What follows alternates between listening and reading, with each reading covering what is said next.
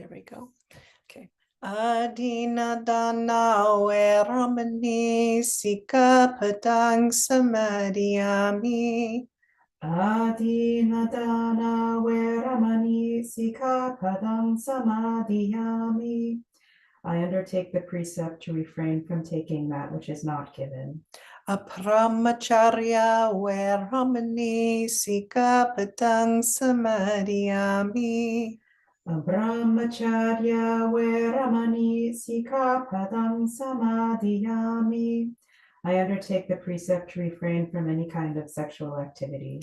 Musawata veramani sikapadang samadhiyami. Musawada veramani sikapadang samadhiyami. I undertake the precept to refrain from lying. Sura merya majapamadhatana veramani sikapadang samadhiyami. Sura merya majapamadhatana veramani sikapadang samadhiyami. I undertake the precept to refrain from consuming intoxicating drink and drugs which lead to carelessness. Vikalabhojana veramani sikapadang samadhiyami. Vikalabhojana veramani sikapadang samadhiyami. I undertake the precept to refrain from eating at inappropriate times.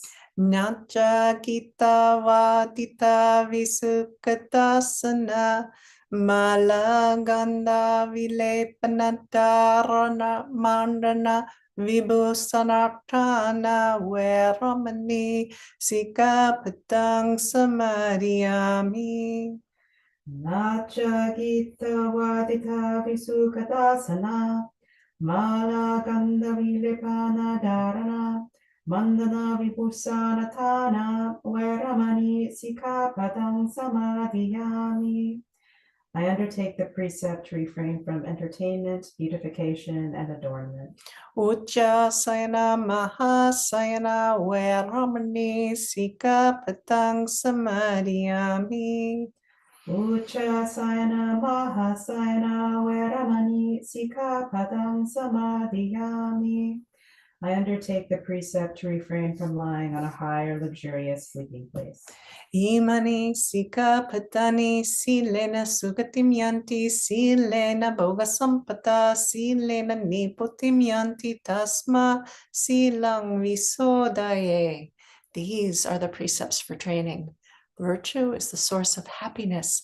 Virtue is the source of true wealth. Virtue is the source of peacefulness. Therefore, let virtue be purified. Sadhu, sadhu, sadhu.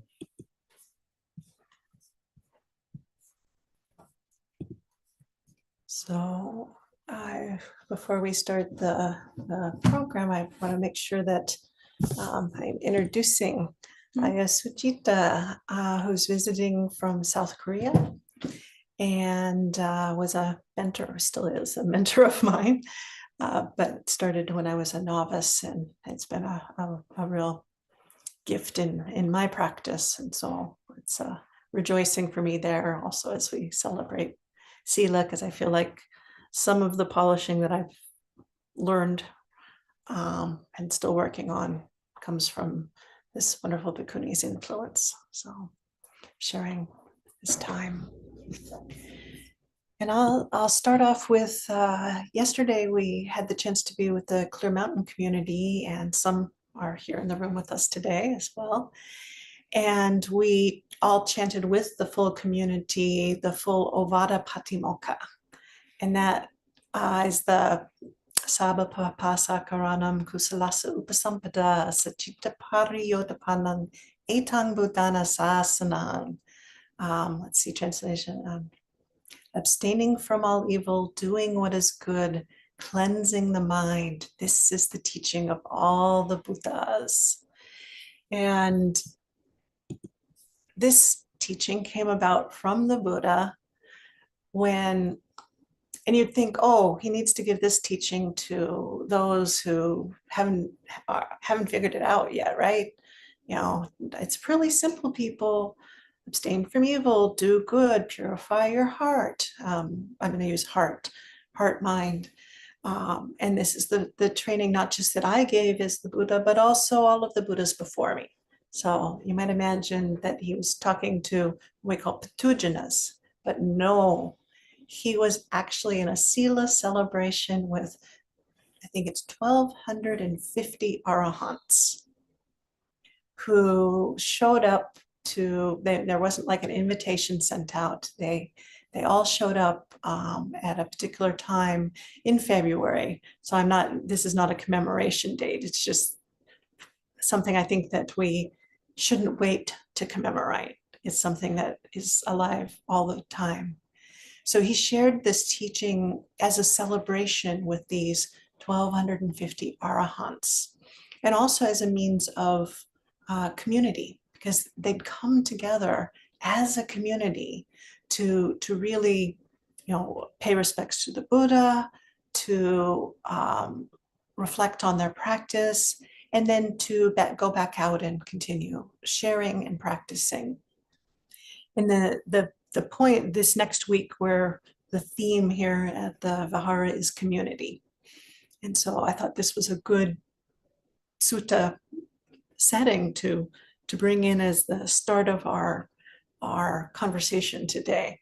And Aisuvajana and I had imagined that these Sila celebrations wouldn't just be about Sila, but we've been enjoying the bliss of that topic, that it seems to still arise almost every week as the main theme.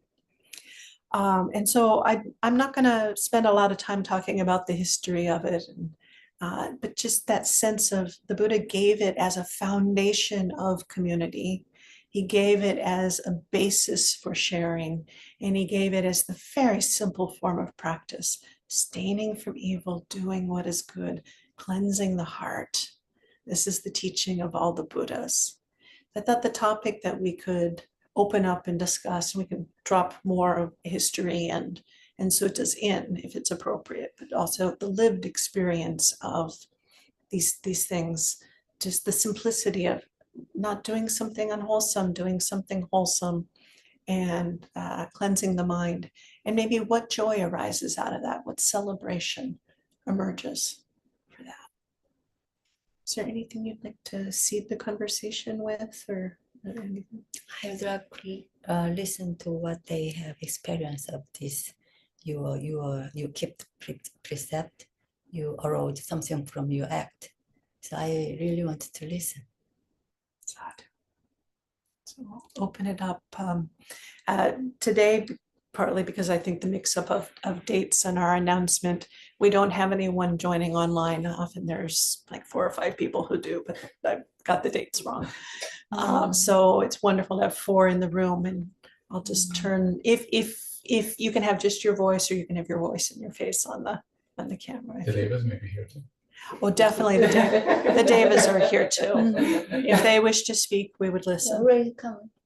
Yes, well, very welcome. Squirrel, bunny, Yeah. fox. So how does this wonderful teaching emerge in your life? And questions and comments, and all are welcome.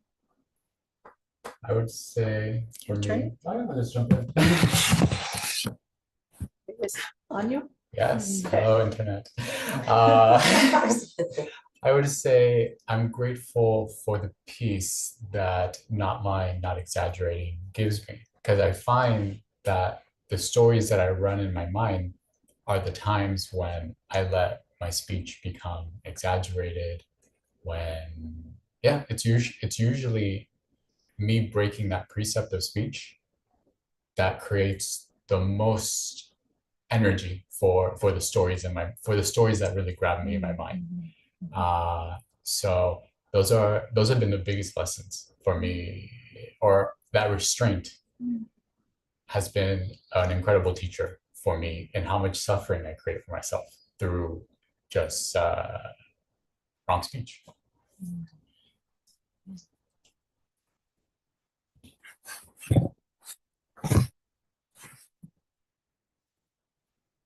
Apply to that, or I would like to listen. Okay. Listen, anyone else?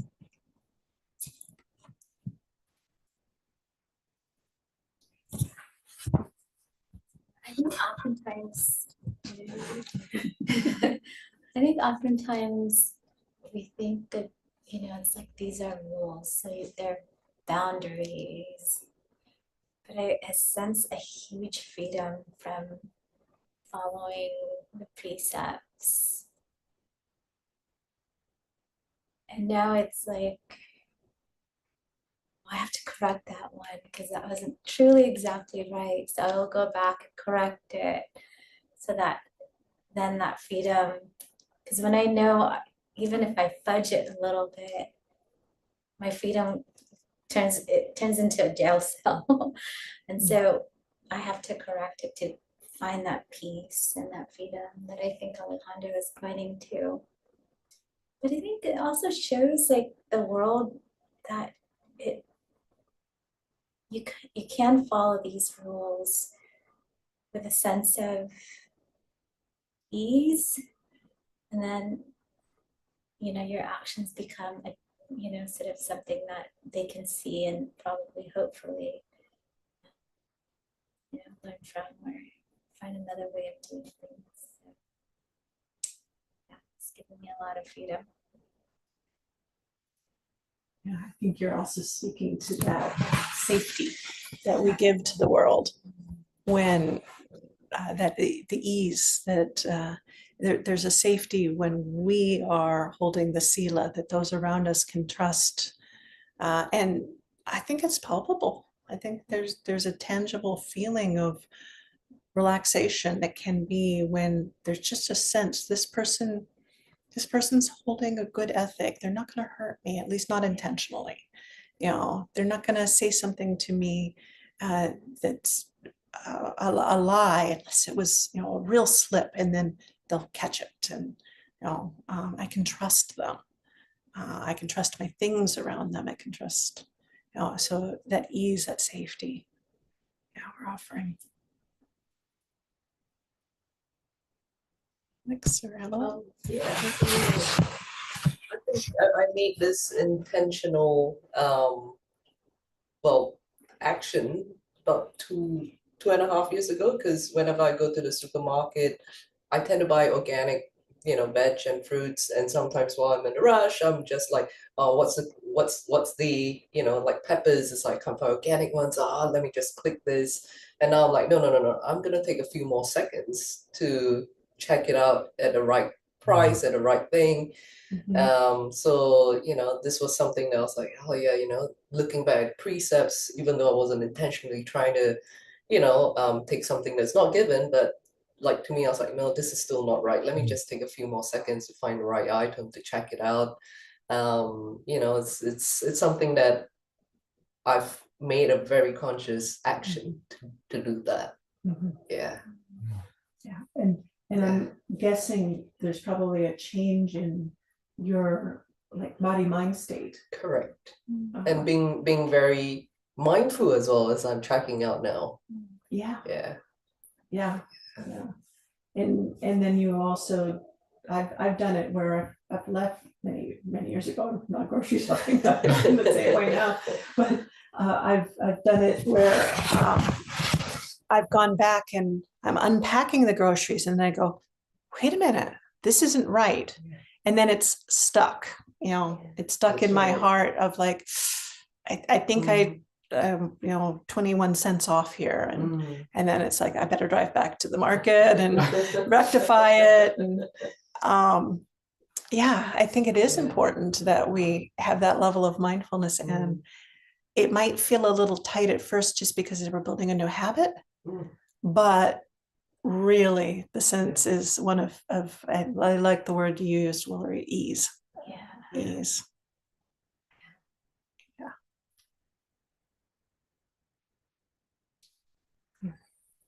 Anyone, would you like to say anything, or don't have to?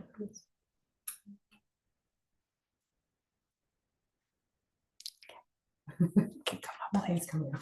Yeah, at the time it comes up. Yes.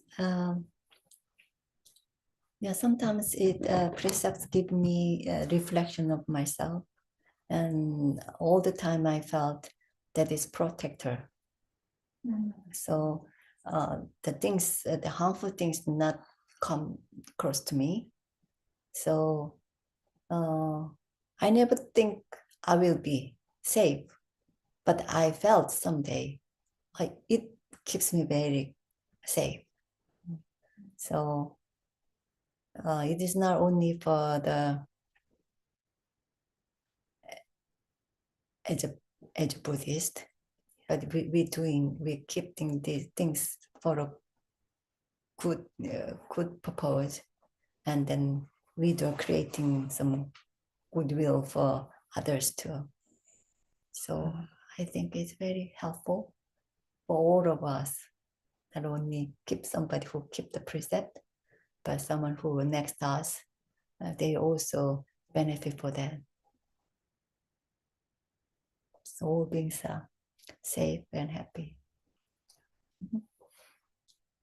Yeah, the Ovadi Patimokkha, the precepts fit into the first one, abstaining from evil or harmful, unskillful things, the akusala. So when we look at the precepts, they're about restraint. That someone used that word boundary. It gives us this is the proper field for me to be practicing within. And anyone who's in the space that I'm practicing in this way is safe. And then the second part of it is cultivating the good. And that's like here, there was the generosity of the meal offering, and there's, cultivating the good. And just as you're navigating the world, you try to do it with friendliness. You try to do it with wholesomeness. Try not to overindulge in use of the resources, and using the right amount at the right time, and then sharing it out. So we cultivate the good. And then the third part, the purifying the mind, I think that's where the joy of the first two helps us to settle and still.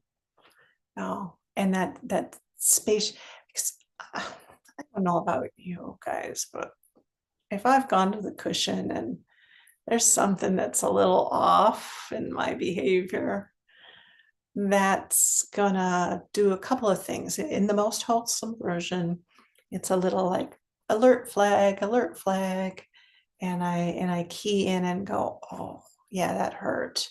I need to make plans to confess it or repair it, or just acknowledge it. And so I have to do some, one way of the translation can be cleansing the mind.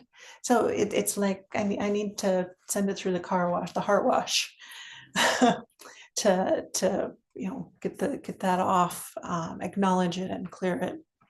Or in the less wholesome version of it, it's there, it starts to hurt a little bit, and then I distract myself. I turn away. And then there's no opportunity for me to actually deepen and still and come into the joy of the practice. So there's both a sequential thing happening there. It's hard to move towards what is good unless you have the space of not doing bad. And once you're in the space of doing the good, then at that point, then what you're seeing in yourself is generally wholesome. Now, it goes in layers and layers and layers and layers. I talked with a bhikkhuni a number of years ago where we were talking about what is the essence of the practice, and she says, scrub, scrub, scrub, scrub, scrub. English also was not her main language, and she says, I sit down and I look at my mind and I clean, I scrub, I clean, I scrub, I clean, clean, clean. And that really stuck with me, because I could tell in her attitude, it was like the more nuanced, the more subtle, still getting cleaner and cleaner and cleaner. And then I could also see her meditation getting deeper and deeper and stiller and stiller. And it was a beautiful example for me to see that. So I do see there's of course, this and then this and then it return again and again and again, abstain from unwholesome to the wholesome, and then purify. And what emerges is the joy. Yeah. Is any what about the joy? Have you found that in your life? I know you have. I think peace is a very underrated joy. And through the precepts and even 5 or 8 precepts, it's like there is something just at peace. And I find that is a very stable and underrated joy. Yeah. So those boundaries really work. It's strange. You feel like there's boundaries, but actually it's more freeing. Yeah. Yeah, it's like a foundation. I also think there's, building off that, I think there's also a joy in giving yourself back your autonomy, in the sense that sometimes you think, oh, I had to lie, I had to exaggerate, I had to steal. And these precepts just make a mockery of all of that. Because every time we do have a choice, every single time. I could have killed that ant, you know, I could have done that. But it's becoming an autonomous person again, like freedom from these patterns and habits. When I can't, keep them up, or I'll I'm not a stream tourist. I don't have perfect virtue, but it is nice when I don't kill the ant, and I'm like, oh yeah, I could have chosen something else. I could have chosen something else, and I chose this instead. So yeah. Yeah, also 311 precepts. There's details from 508. So even if you keep the 5 precept, if you sensitive enough to the watching the precept, you also like somebody who have a precept like Bhikkhu 200 more. They're the same, because this is the detailed. We study detailed precept. Yeah, it's a big one when somebody who keep the 5 precepts is they brought them to the deep inside your heart, so you can feel many things from one precept. You can feel it when you're doing something without lying. Many things involved. Yeah.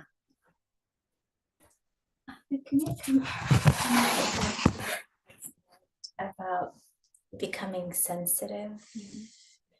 And I feel like it's all interconnected. Like if your Sila is, you're striving towards it and it's becoming purified, your heart becomes, and you become more sensitive to nature and to things. And it kind of feeds on its, they start to feed from one another. Yeah. And I feel like it's like that. Yeah.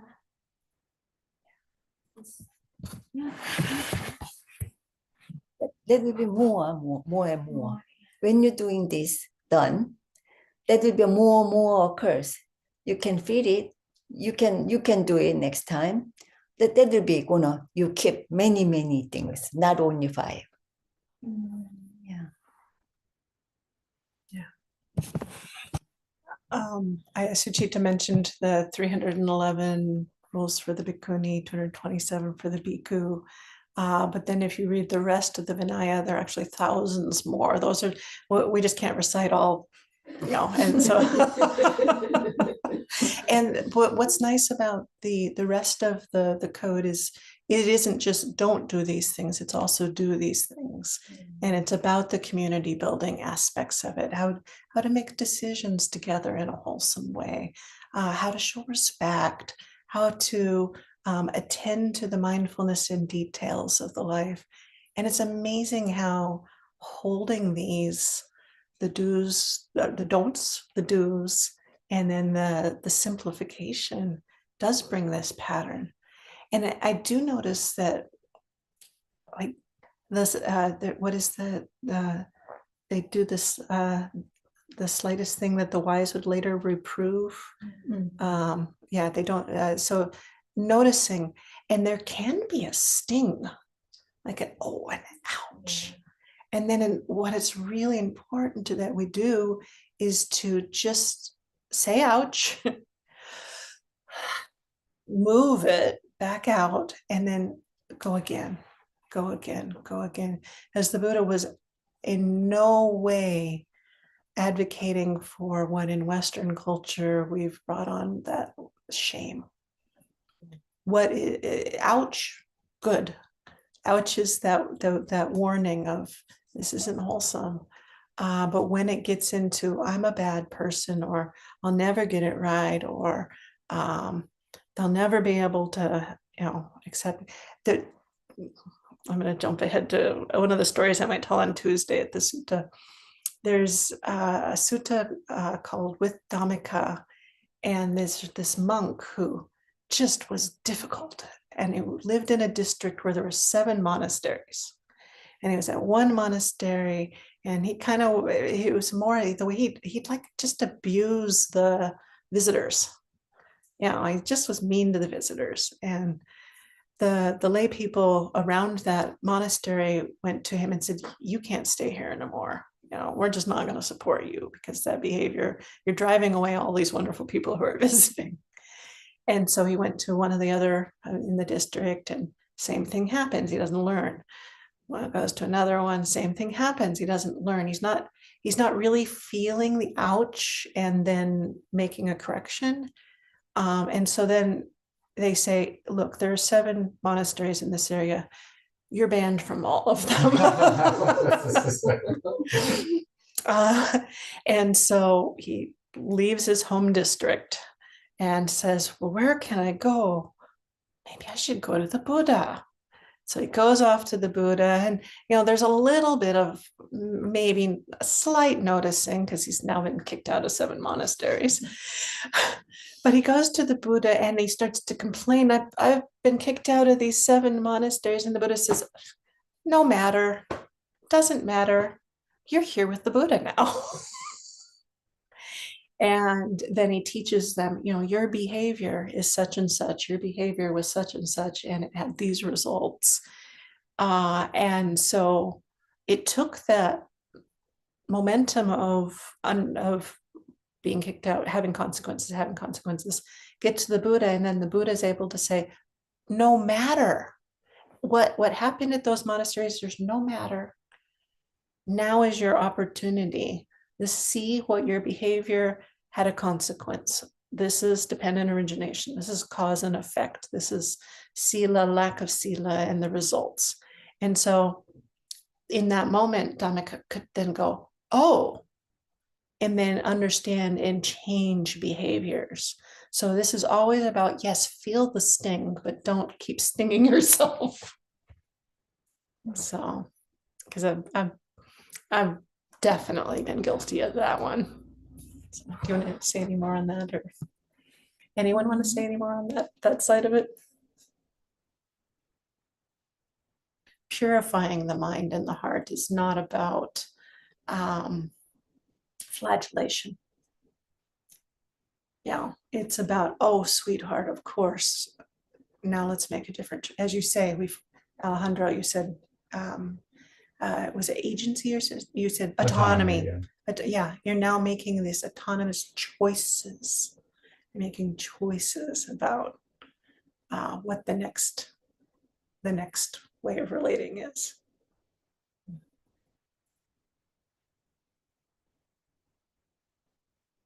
Do you like, how do you feel about the word guilty? Do you think guilt and shame are different? Guilt and shame? Yeah. Yeah. Because sometimes I like to say, I'm just like, oh wow, I'm embarrassing myself. Yeah. I'm just like, I'm like, I don't fall into like the I'm a bad person. It's like, wow, that was embarrassing. That was embarrassing for me to act like that. Oh yeah.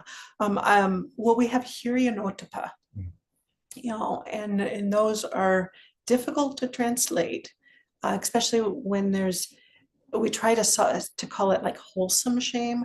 It's just not a good word because of what we've laid on that word in, especially in United States puritanical culture. But there is that sense of guilt. I think I have, and not I'm drowning in guilt, but guilty. Ajanisabo's mom was talking once, and trying to tell people. I was overhearing, and she was telling, the monastics mess up too, and they're just people. And I went and I went, human. And she cracked up. But that's exactly it. I think if we take that, have that humor, feel the sting, ouch. That's our hiriotapa. That's the part of it of I've noticed I've done something. Feel the embarrassment. I'm embarrassed because that behavior was like that. Like, oh, it feels like this. And then there's the turning toward the wholesome. And the other side of hiriotapa is the restraint. Because I know that if I behave in that way, my companions are going to say, that's not so good for the community. It's not so good for your practice, or a teacher will. So that's the appropriate places. I'm guilty as charged. And when we do our moon confession, or anytime we do the confession, Observance day, the Observance day, Patimokkha day. Patimokkha Day, yeah. On the Patimokkha Day, we also have to declare purity. And that means that anything that we have done and we haven't confessed it yet in that moon cycle, we would say to each other. So I would say to Aya, I committed such and such a fault. And Aya would say to me, do you see it? Do you see the results of committing such a fault? And that might be the embarrassment, or yes, I see it, and I see it had this impact on the community. And then Aya doesn't say, well, you're such a terrible bhikkhuni, you're such a horrible person. See, she can't even have a straight face. No, she says, well, then try harder, try again. And I say, I will try again. So that's what we need to do to ourselves as well. So acknowledge the guilt and then make the reparations and move into more freedom. Now, can I ask a question? Yeah, this is all. Oh, now it's free flowing. The program is a free flow program. I've found that over the past year, I had an interpersonal conflict with a member of our community, with a member of the Clear Mountain community, and we've both apologized to each other. Yeah. But the energy is still there. Like, it's just like, in my mind, it just finds it too attractive to go back to the arguments and try to win them. What do you think? I find confession to be a beautiful, maybe that does wipe out the nervous system, and it does dissipate that energy. But what are your thoughts to the whole group? I'm like, even after you apologize to each other, the mind still wants to revisit those arguments. And I thank you for what you said yesterday about, well, when the past comes up, ask, what lessons can I learn here? And sometimes it does feel like I've learned. I feel like, so many times I see it with my delusion, but sometimes when the delusion lens isn't there, I can apologize, and I can try to see it less, what I learned, where I slipped that made this such a big event. But why, after even apologizing and even getting an apology myself, this is still so attractive. These things are still so attractive for the mind. I get lost in them, just whipped up in them. I understand. People usually do that because you feel lost something. Lost something? Lost something between someone you were very good with. Yeah, relationship was good, but you made some mistake. So you already apologized to him. Correct. But you feel it's not enough because from their reaction. Yeah. But it's enough. Okay. You feel it's enough because I do my best. Yeah. I express my feeling to them, and I did my apologize. So it's then their problem. It's not your problem anymore. Okay. So you make you feel comfortable because I did what I have to do. Okay. So you already reflect yourself. So rest is their karma. Okay. So you just forget it because you have done. Yeah. So that is what I say. You have to sort out your problem and thought. When thought coming again, there's reason. There is some reason. Yes. Because of they have a reason. That's why they come again over again. So you have to see the reason, find out the problem in that. So you figure it out. If it's not change anymore, you just forget and then decide yourself. Next time, if I have this kind of case, I will not make any mistake. Thank you. And forget. They reduce and diminish it all the thought. Yeah. Later then it was 100. Later then only 10 or 5. Yeah. Then if you do constantly do it, later even you're sitting, nothing come up. Very late, very what is that?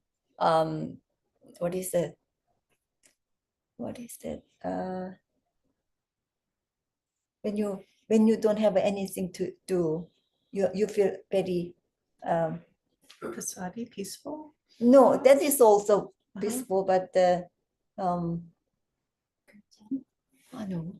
forgot the word. Use the translator. No, I couldn't remember in Korean too. Sometimes I do because of when I come to the country, they use English. Sometimes I don't remember any Korean because all my mind and head constantly working with the English. I don't even remember. I was really wish to learn English, so I tried to come to UK, and then I get into the community in the UK group. They all speak English. Then we start Samawasa. We never talk. 3 months. I never have any chance to talk, even in the head, because we have to empty our thought and sitting with the happiness and very grounded. Then we coming out, I don't remember any word. Yeah. Then I started, something come up, and then, okay, now I speak English. Then winter retreat start. So even I was living in America or the other country, I can speak English. I didn't have a chance to speak. Usually monks, they don't talk that much. So it was very sad. I was coming to speaking English. I don't have any chance. So I forget everything. Yeah. So anyway, that kind of case, you can control yourself later then. It will be give you perfect situation for the practice. So don't worry about you don't have any bad close friend. You don't have any community to allow to join. It doesn't matter. Follow your perception to thinking about yourself, because everybody is different. And then you follow your rightness. So if you feel it's okay, it's very good things, I did right way, don't have to worry anymore. Then if you someday if you do something a different way to act to others, they are very uncomfortable. You saw them be very uncomfortable. So you think about the moment, why they very uncomfortable with me. What did I do wrong?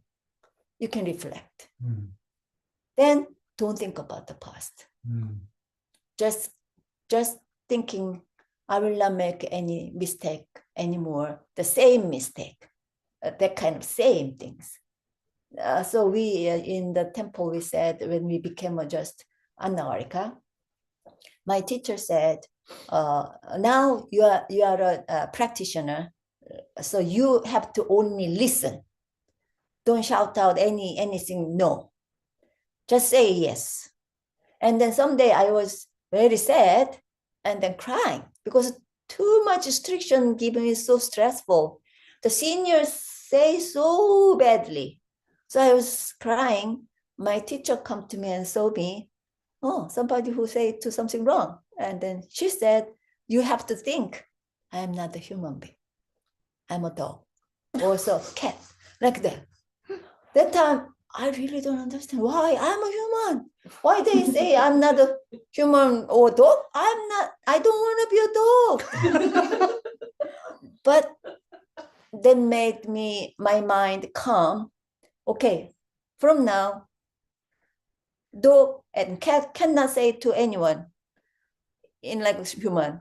So okay, I just patience and then reduce my thinking.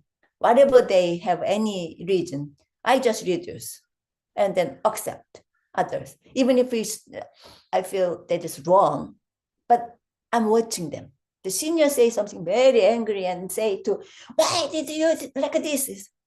Yes, ma'am, like this. And then go back to my room. I just reflect all whole day things. What was wrong? And think few hours. Then I find out some problem. And then, oh, that was my fault. Not even I do bad word, but maybe they felt from my act or not enough humble, like that. Even if I'm not hate them, my face was like this, I think. I didn't make any problem. I was very right, like this. Even I don't say any, but they felt me, oh, she doesn't regret any. She doesn't feel I made a mistake. So she's constantly doing. There's non-stop something say. So I noticed next time. Even if I was good, I was doing well, when they saying with the anger, I just say, I'm sorry, senior. I'm sorry, Snim. I'm sorry. I made a mistake. I will not do it again. And then they shut up. I make them shut up first. Then I think myself, reflection. Yeah, that was our humble and put down ourselves first. Then learning from that. So our teacher said, they're a bad person, good person. They are all my teacher. I learn from everyone, not only good person. Because when I saw the bad person who killed the people, I saw them and I feel, oh, that's very horrible. I will not do that. That is also learning from them. So my teacher said, everything is your teacher. Yeah. So don't need to criticize others. Don't need to judge anyone. Just learn from them. I will do not do that. That's all.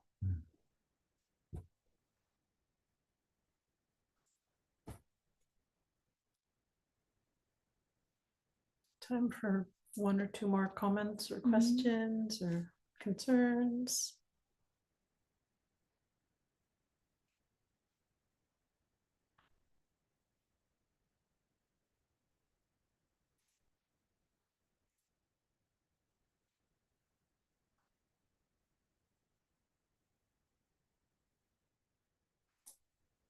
I just want to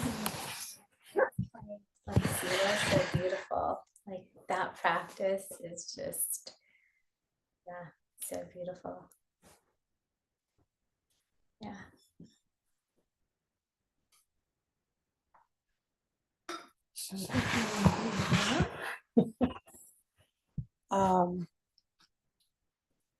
I think I realize more and more and more how privileged I am to be in monastic life and living with people who's like deeply committed to these three things: the putting down the unwholesome in ourselves, letting go of that and not cultivating it, and cultivating the wholesome, and then really purifying the heart so that it can be still peaceful, free.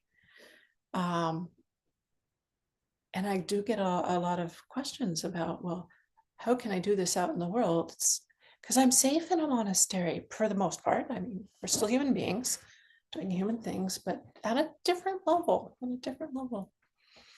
And my answer is, yeah, it is more dangerous. It is harder out in the world. It's still, you will be going home with yourself, and every interaction that you have, you can still be in the joy of the Sila. And you can make choices, like Alejandro was saying, it's that autonomy, you have agency, you have the ability to decide, I'm going to stand on the side of what is really supportive for the joy of the practice. And the more and more we can build our communities that way, like I see Clare Mountain doing, and Basari and Parayana and Damandrini, and lay communities too. I just happen to have been living in the monastic world for the last 10 years. I'm not by any means excluding intentional communities that are almost predominantly or 100% lay based as well. This cultivation of spaces of Sila, and then how we can touch it. I was on retreat as a layperson once, and you get that sensitivity that was mentioned. And then you go out in the world, and this was not a residential retreat, so we would go home each night, and someone stopped to pick up some groceries, and then they saw a woman like shaking her child, and that he was so sensitive at that moment that he just, tears and how to respond, and it came back, and he just had to process that out in the world it's not happening the same way. Sila's not being held that way. And so do have the safety of Kalyanamita, have the place to go back to, the refuge of the practice and the stilling that can happen in the safe spaces. And that can be an online community, that can be a in-person community, but definitely have those touch points where you can rejoice in the goodness and the joy of it, because it isn't always easy to be out in the world. And it's still absolutely worth doing, because eventually you do get to the point where that stillness and joy does not leave you. And you can be amidst the fields of disaster and still be unshaken. And it's just compassion and wisdom that move you in those spaces. So I'm definitely not 100% there, but I noticed the shift. I noticed that the capacity to show up in different ways. And I think, Alejandro, you were mentioning kind of the residue of an unwholesome encounter, even with repairs occurring. There's a residue. And the more that we're not walking around with the residue of past unwholesome, the more that we can just encounter something in the world and it slides off like the lotus leaf. So that's the Sila safety. It was for some comment for sutra when Aya asked me to do that I write this one, but I don't remember. So shall I share with this? Please. When we are able to see the true nature of the human body, we can feel gratitude for being alive. Cultivate humility and gain the wisdom to face and understand our circumstances clearly. This wisdom steadies the mind, allowing us to enjoy a calm and peaceful daily life, and to live in a way that moves us away from the suffering found in everyday existence.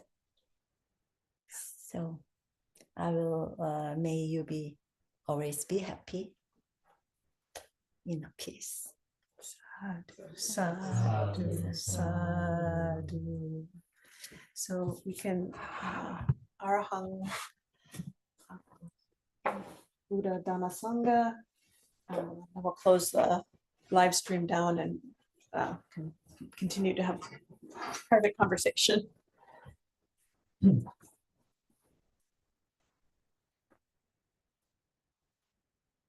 Aram Samma Sambuddho Bhagava Buddhang Bhagavantang Abhivademi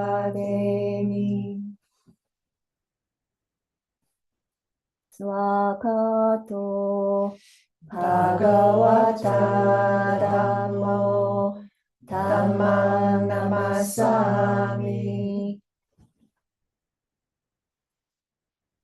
Supatipanno Bhagavato Savaka Sangho Sanghang Namami